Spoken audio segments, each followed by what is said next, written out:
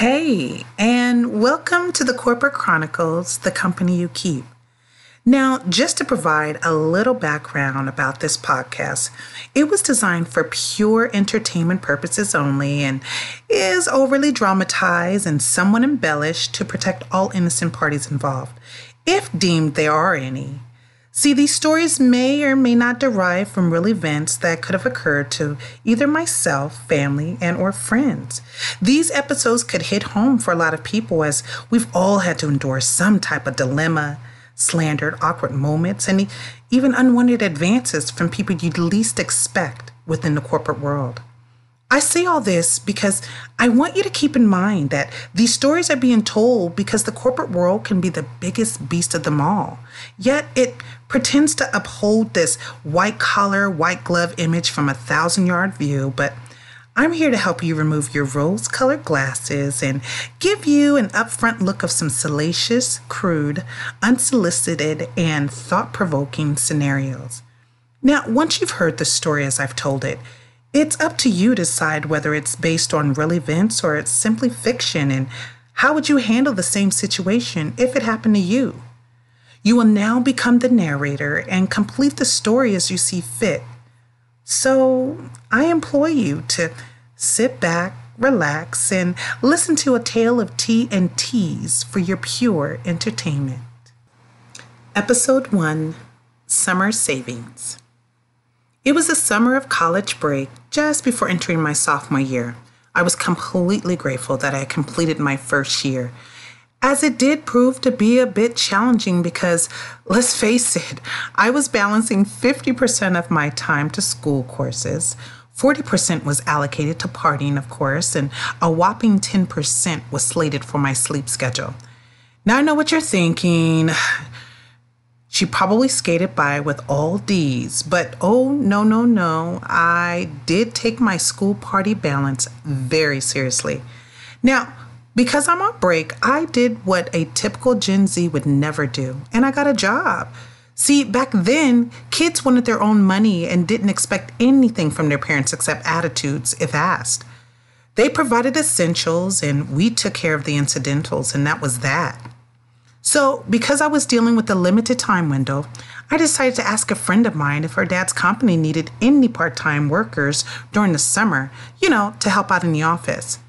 Her dad had agreed to the extra help, and I was immediately placed to be the assistant to the senior administrative assistant.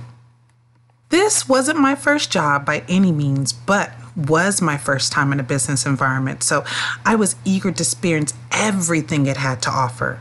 I even thought this could actually be a great job to start right after college, and this quickly became my motivating factor to perform at my best to impress.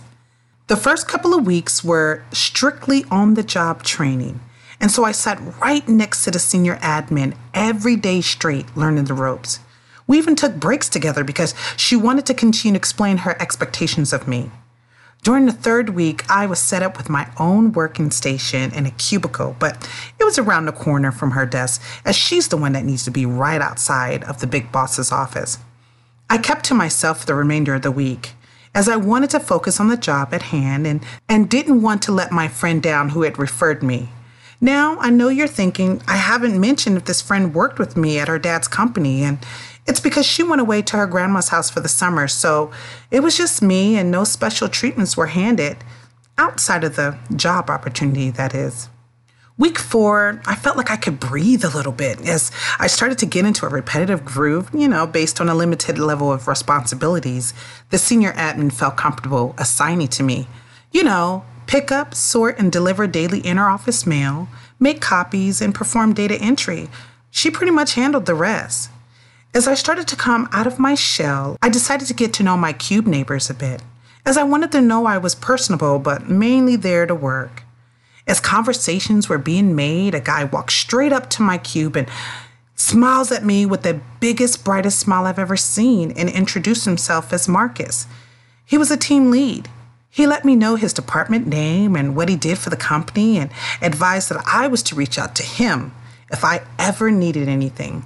I felt so honored that he was offering his assistance to the assistant of the assistant, especially because he had such a great title, team lead.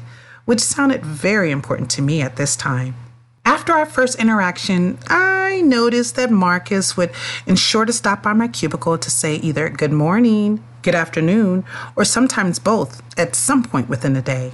He even started to make me feel comfortable by providing complimentary feedback, like he's heard that I'm doing such a great job and that I'm making a great impression on everyone in the office, and this made me feel so amazing. But somehow, even with his reassurance of my performance, I couldn't help feel that this sentiment wasn't exactly shared by all the office, especially one lady in particular. Her smiles were so extremely warm to all she greeted, except when her gaze landed in my direction. She intentionally went out of her way to showcase her disdain towards me. It was that look you get when you go to your boyfriend's family's house for the first time and walking in the house, you don't immediately greet everyone. That look. So I did my best to stay out of her way, but was smart enough to know when in her presence, I had to remain cordial. With Marcus becoming a frequent visitor of my cube, it quickly caught the gaze of my neighbor. Let's call her Sam. She would roll her chair over to my desk with a crooked smirk on her face and say, "Someone has an admirer." I would just laugh it off or downplay it so that I could deflect and move the conversation along. You see, it wasn't that Marcus wasn't a handsome man or wasn't tall or didn't have a great physique. It was just that I was trying to remain as professional as possible as I was foreshadowing the bigger picture of having this as a future career base. Dating this guy who had too much swag and cockiness, way too much body cologne, and was 6 years older wasn't exactly in a tarot card deck for me. He was just a great work distraction.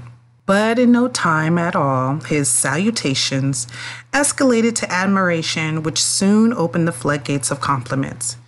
He started stroking my self-esteem by gushing over my smile, boosting my ego by being impressed by my style, and would applaud my diligence of attending a prestigious university.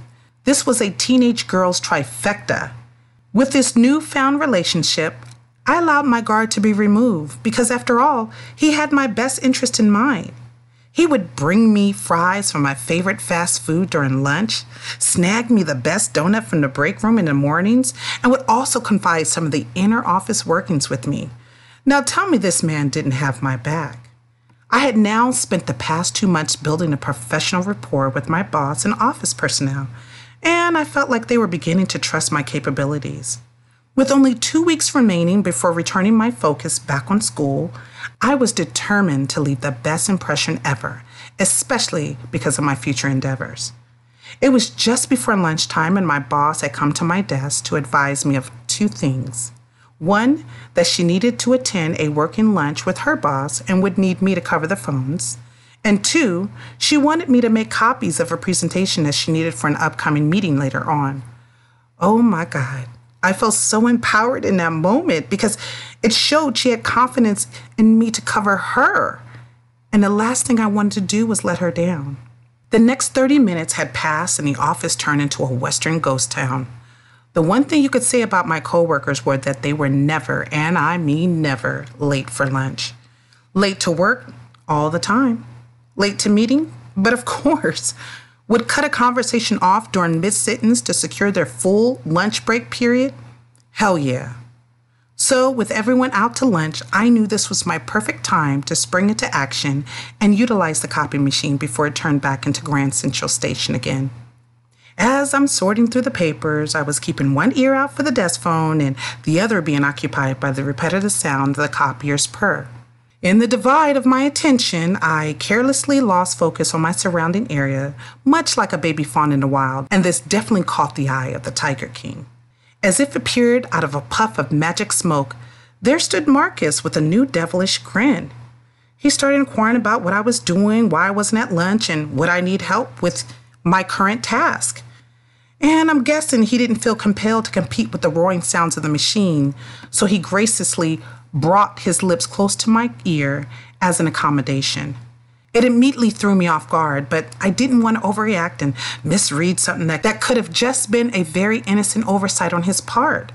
Involuntarily, my body spaced us apart so I could regroup and respond to his line of questioning, but without skipping a beat, his body followed suit. With my decision to step back yet again, which resulted in me being pinned against the wall, he couldn't help but comment on the alluring scent I left behind in my trace, therefore providing even more motivation for him to continue his pursuit. Putting my hand up to brace against his chest as a preventative strike, I let him know that he's a little too close for my comfort and that I can hear him just fine over the copy machine. He took my stance as me being coy and immediately grabbed hold of my defending hand and pressed it deeper into his chest so I could feel his body's definition better. In shock, I retracted my hand sharply and, with confusion marked on my face, I asked him, "What are you doing?"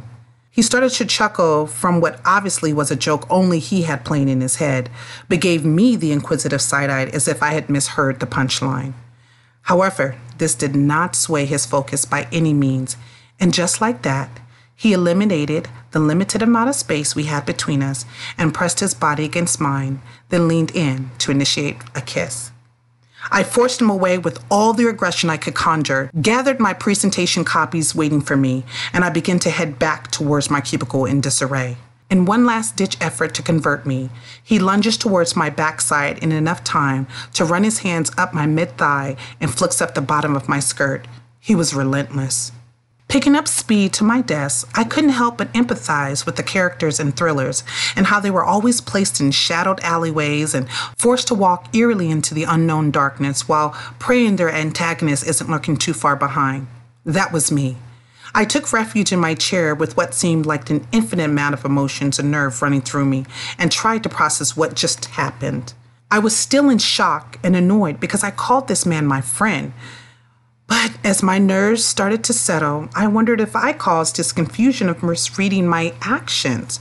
Maybe my kindness, laughter, and excitement of a new budding relationship translated into sexual flags, waving him in for a landing. I'm not sure at this point, but I did know I wanted to put all this behind me. I didn't want to be the new girl who was making trouble. I didn't want to lose the network and opportunities I had worked hard to gain and have them regret hiring me. So with that, I kept my mouth shut, continued on with the rest of my workday, and avoided eye contact from everyone. With what felt like the weight of the world on my shoulders, I finally arrived home and collapsed on my bed from exhaustion. After an hour of retracing the day's event, I received a call from my job's HR manager, and from her tone of voice, she had no time for pleasantries.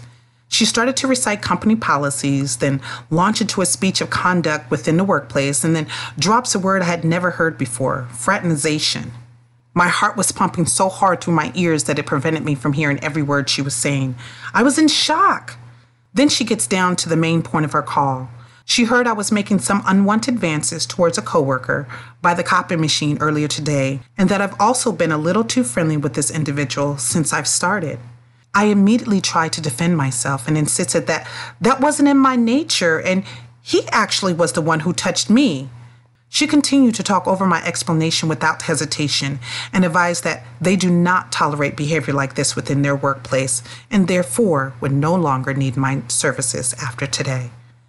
I was devastated and started to tear up as I heard the dial tone on the other end. She never even asked me if it was true or what was my side of the story. I was at a loss. The next day, mid-morning, as I'm wallowing in my unemployment, I received yet another call, yes, you guessed it, from the HR manager. Her tone was soft, almost angelic-like, and this threw me for a complete loop. I just sat there holding the phone and allowed her to do all the talking as I didn't want to have another repeat from yesterday. She starts in with a huge apology because she was misinformed about the details that were provided to her. Now, having fully vetted out the incident, she realized that I was the one who was the innocent party, and lo and behold, the misguided information was presented to her from the lady in the office who didn't like me. See, what I wasn't privy to prior to my employment is that she was the one receiving the attention and spotlight from Marcus, and he frivolously ripped it from her grasp. She informed me that Sam noticed my absence from work, and when heard about the incident, she and a couple of the other coworkers immediately came to my defense and set the record straight. The HR manager gave me credit for leaving such an impression on my teammates, as well as the hard work I had provided for them, then tells me that they would be more than happy to have me return and complete the remaining time I had left at their company. Wow, I was certainly floored by the shocking turn of events that I would have never expected this to occur. So, with that being said, that just leaves me with one question for you. What would you do if you were in my penny loafers? So, until next time, stay diligent.